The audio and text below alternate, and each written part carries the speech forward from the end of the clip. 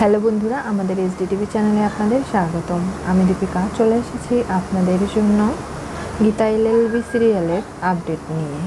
হঠাৎ করে রেগে যায় দিয়া আর বলে যে দেখো, যা কিছু আজকে হয়েছে তোমার জন্য হয়েছে। তুমি আমার ভাত কাপড়ের অনুষ্ঠানটা হতে দিলে না। তোমার জন্য এই গীতা মেয়েটি সুযোগ পেয়েছে এখানে এসে সব কিছু পণ্ড করে দিতে। তুমি যে আমার সৎমা, যবে থেকে তুমি আমার জীবনে এসেছো, এই পরিবারের মানুষদের জীবনে এসেছো, কেউ সুখী হতে পারেনি। সৎমায়ের মতোই তুমি আচরণ করে গেছো। তোমার মা হওয়ার কোনো যোগ্যতাই নেই। তুমি আমার হাসি, আনন্দ, খুশি কখনো দেখতে পারো না, তাই না? এই দ্বীপকে তোমার সব সময়ই ঘেন্না করতে ইচ্ছে করে। কেন বলো তো? আজকে তুমি আমার এই অনুষ্ঠানটা নষ্ট করে একদম ভালো করোনি। আর তুমি যা করলে সেটা আমি কখনো তোমাকে ক্ষমা করে দেব না। এই বলে রেগে ভেতরে চলে যায়। গীতা বলে, আপনি চিন্তা করবেন না। দেখুন, হ্যান্ডরাইটিং এক্সপার্টের কাছে যাবে এই লেখাটা। ও আসলে সঞ্জয় না, সত্যি সত্যি আমার স্বস্তিক, সেটা প্রমাণ হয়ে যাবে। যদি হাতের লেখা দুটো একই হয় তাহলে ধরে নেবেন এই যুদ্ধটা আমি অর্ধেক জিতে নিলাম, আর বাকিটা আমি কোর্টে দেখে নেব। কোনোভাবেই আপনারা আমাকে আটকাতে পারবেন না। আজকে যা কিছু হয়েছে একদম ঠিক হয়েছে। আমি হাত জোর করে ক্ষমা চাইছি। এগুলো করতে চাইনি, তবে আমিও বাধ্য হয়েছি। গীতা চলে যায় পুলিশ স্টেশনে। সেখানে পঙ্কজ খাসনবিসকে বলে যে দেখুন, এই দুটো হাতের লেখা আপনাকে হ্যান্ড রাইটিং যে টেস্ট করে লেখা তাকে দিতে হবে, এবং তারা প্রমাণ করবে যে আসলে সঞ্জয়ই স্বস্তিক কিনা। আর একবার যদি সেটা প্রমাণ হয়ে যায়, আপনি আমাকে এই রিপোর্টটুকু শুধু দিন, তারপরে আমি সবটা দেখে নিচ্ছি কোর্টে। বুঝতেই তো পারছেন, আমি কোনোভাবেই আমার সন্তানকে এতিম হতে দেব না। তাই আমার যা যা করণীয় আমি সেগুলো করব। গীতা চলে যেতে লাগলে অভিজিৎ মুখার্জি এসে সামনে পড়ে আর বলে, কী ব্যাপার গীতা, তুমি এই কেসটা নিয়ে খুব লড়াই করছো, তাই না? হ্যাঁ বাবা, আপনার ছেলের অধিকার ফিরিয়ে দেব, এমনকি আমার স্বামীর অধিকার আমি ফিরে পাবো। কোনোভাবেই আমি এই লড়াইটা ছাড়তে পারবো না। আপনি কোর্টে আমার পাশে থাকবেন আমার জুনিয়র হয়ে। কি বলছো কি গীতা? আমি একজন চলমান ইনস্টিটিউট। তুমি কি ভেবেছো তোমার প্রত্যেকটা কেসে আমি তোমার জুনিয়র হয়ে কাজ করব? না, কারণ এই কেসটা সম্পর্কে আমি অনেক বেশি ভালো বুঝি, তাই আর কি। শুনলাম তুমি নাকি প্রিয়ম্বদা চ্যাটার্জির বাড়িতে গিয়েছিলে, ভাত কাপড়ের অনুষ্ঠান পণ্ড করে দিয়েছো। তাছাড়া কি করব? আমাকে তো জানতে হবে। ওখানে গিয়ে আমি হাতের লেখা নিয়ে এসেছি সঞ্জয়ের। সেটা আমি প্রুভ করে দেখব যে আসলে সঞ্জয় এবং স্বস্তিক এক মানুষ কিনা।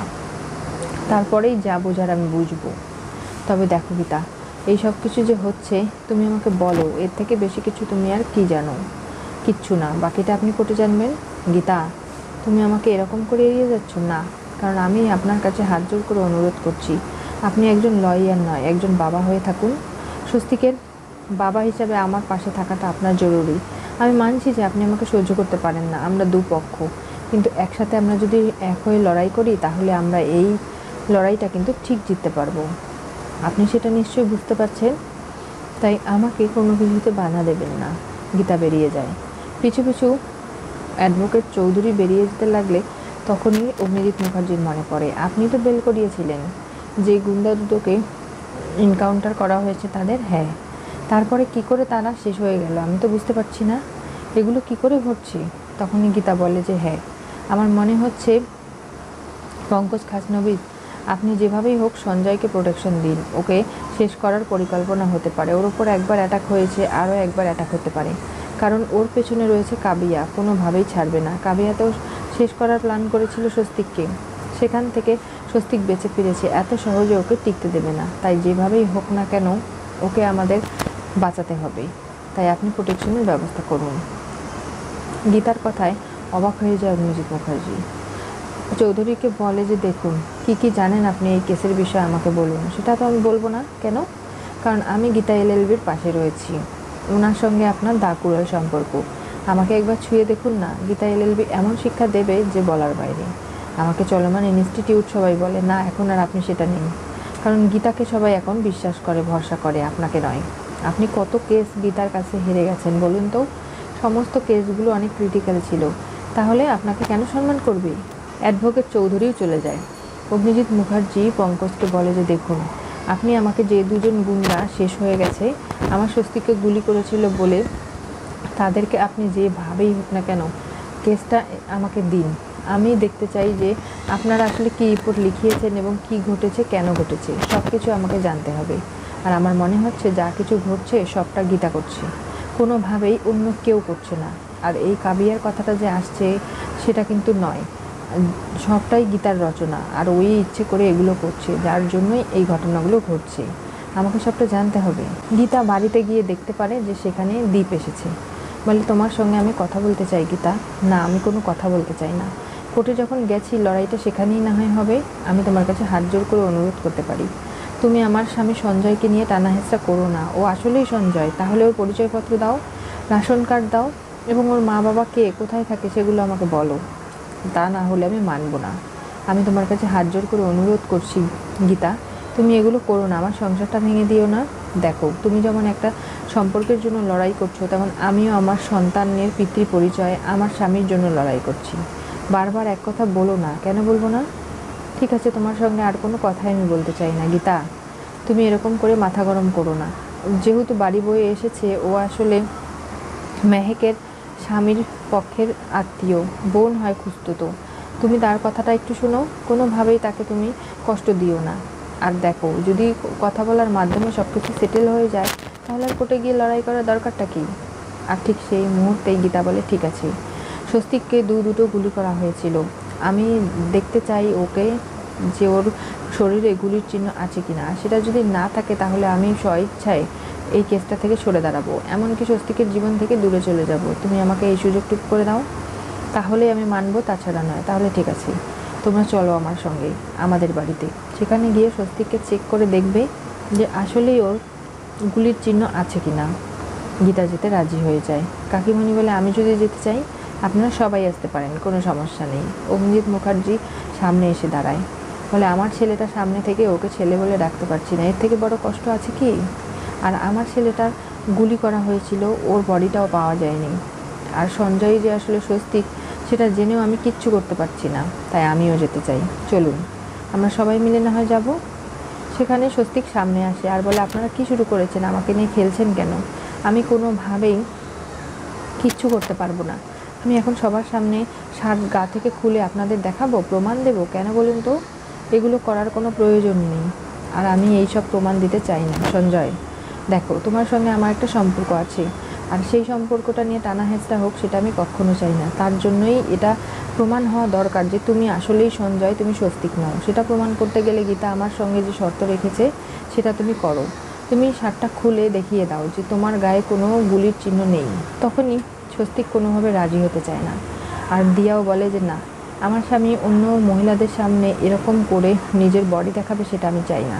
মহিলারা সবাই বাইরে যান, আমি তোর মায়ের মতো কাকিমণি হই, আমি থাকতে পারি না? বললাম তো কেউ না। আমি তোর বোন হই নিজের, আমি থাকবো। মেহেক, থাকতে দেবে না তুমি? না, কেউ থাকতে পারবে না, বললাম তো। গীতা থাকতে চায়, সেখানেও থাকতে দেবে না। অগ্নিজিৎ মুখার্জি তখন বলে যে আমি থাকবো, আমি চেক করে দেখতে চাই যে আসলে কী ঘটনা ঘটেছে। দেখুন গীতা, আপনার শ্বশুরমশাই একটা বিচক্ষণ লয়ার, আপনি বুঝতে পারছেন তো? সে নিশ্চয়ই কখনোই সেই ক্ষত দাগগুলো ভুলবে না। সে যাই দেখুক না কেন, সেটা সঠিকই দেখবে, এই বিশ্বাসটুকু নিশ্চয়ই আপনার আছে। তার মতো দুধে উকিল কোনোভাবেই এটা মিস করতে পারে না। গীতা বলে, বাবা, আপনার হাতেই সব কিছু, আপনি ভালো করে চেক করে দেখবেন, কিন্তু কোনোভাবেই কোনো কিছু এড়িয়ে যাবেন না। আমরা বাইরে অপেক্ষা করছি। শুধু সেখানে দিয়াই থাকে। এরপরে একটা একটা করে শার্টের বোতাম খুলে স্বস্তিককে চেক করতে শুরু করে অগ্নিজিৎ মুখার্জি। কিন্তু হঠাৎ সেখানেই তার মাথাটা ঘুরে যায়, চোখ মুখে অন্ধকার দেখতে লাগে। চশমাটা একবার খোলে, আবার পড়ে, তারপরে কোনোভাবে নিজেকে সামলে বলে, না, কোনো চিহ্ন নেই দাগের। কিন্তু ওখানে চিহ্ন রয়েছে, যেটা অগ্নিজিৎ মুখার্জির চোখে ধরা পড়েনি। আর এরপরে বাইরে এসে সবটা বলে গীতাকে, আর ফোন করে তার আগে পঙ্কজ খাসনবিসকে জানিয়ে দেয় যে এটা সঞ্জয়, এটা আসলে স্বস্তিক নয়। কিন্তু এরই মধ্যে গীতা প্রমাণ পেয়ে যায়। হ্যান্ডরাইটিং এক্সপার্ট জানিয়ে দেয় যে সঞ্জয় এবং স্বস্তিকের সই একই রকম, তাদের হাতের লেখা এক। গীতা সেটা শুনে খুব খুশি হয়ে যায় আর বলে অর্ধেক লড়াই সে জিতে গেছে। কিন্তু সেদিনটা কেন অগ্নিজিৎ মুখার্জি সেই দাগগুলো দেখতে পারেনি? তখনই তার মনে পড়ে যে অগ্নিজিৎ মুখার্জির ভোলার রোগ রয়েছে এবং সে চোখে অনেক সময় ঝাপসা দেখে। সেটাই হয়তো ঘটনাটা ঘটেছে, যার কারণে সে দেখতে পারেনি। এরপরে গীতা পঙ্কজ খাসনবিসকে দিয়ে অ্যারেস্ট করে আনে স্বস্তিককে। দিয়া এবং স্বস্তিক যখন ফুলশয্যার ঘরে থাকে, ঠিক সেই মুহূর্তেই কোনোভাবে পঙ্কজ খাসনবিস সেখানে পৌঁছে যায় আর বলে, দেখুন, যতক্ষণ পর্যন্ত না আমাদের কাছে প্রমাণ হচ্ছে যে আপনি স্বস্তিক, না সঞ্জয়, ততক্ষণ আপনি কোনো বৈবাহিক সম্পর্ক এই দিয়া মেয়েটির সঙ্গে পালন করতে পারবেন না। এমনকি আপনারা এক ঘরে থাকতে পারবেন না। আর সঞ্জয় এখন থেকে পুলিশ কাস্টাডিতেই থাকবে। এই সব কিছু শুনে তো অবাক হয়ে যায়। টেনে হিস্ট্রি নিয়ে যাচ্ছে পঙ্কজ খাসনবিশ। দিয়া কী করবে বুঝতে পারে না। তার ভালোবাসার মানুষকে সে ছাড়তেও পারে না, কিন্তু পুলিশের কাছে সে বাধ্য হয়ে ছেড়ে দেয়। কি হতে চলেছে গীতা এলএলবি সিরিয়ালের পরবর্তী টুইস্টে? স্বস্তিককে পুলিশ অ্যারেস্ট করলো। গীতা, সঞ্জয়, স্বস্তিক হাতের লেখায় প্রমাণ পেল। গীতা আজকে যেভাবে নিজের ভালোবাসার মানুষ স্বস্তিককে নিজের জীবনে ফিরিয়ে আনার লড়াই লড়ছে, সেখানেই সে কোনোভাবেই দিয়ার সঙ্গে পেরে উঠছে না। দিয়া স্বস্তিককে আটকে রাখার চেষ্টা করেও পারল না। এমনভাবে ফুলশয্যার ঘর থেকে স্বস্তিককে তুলে এনেছে গীতা, কোনোভাবেই পরবর্তীতে ভবিষ্যৎ জীবনে ঝামেলা না হয়, কোনো ঘটনা না ঘটে, তাই কোনোভাবেই ফুলশয্যায় থাকতে দিল না স্বস্তিকের সঙ্গে দিয়াকে। আর এরপরে কি ঘটবে, কি হতে চলেছে? আদৌ কি গীতা পারবে নিজেকে নির্দোষ প্রমাণ করতে? কি ঘটবে এবার জানতে চোখ রাখতে হবে আমাদের চ্যানেলে। পাশে থাকা বেল আইকনটি অবশ্যই করে ক্লিক করুন।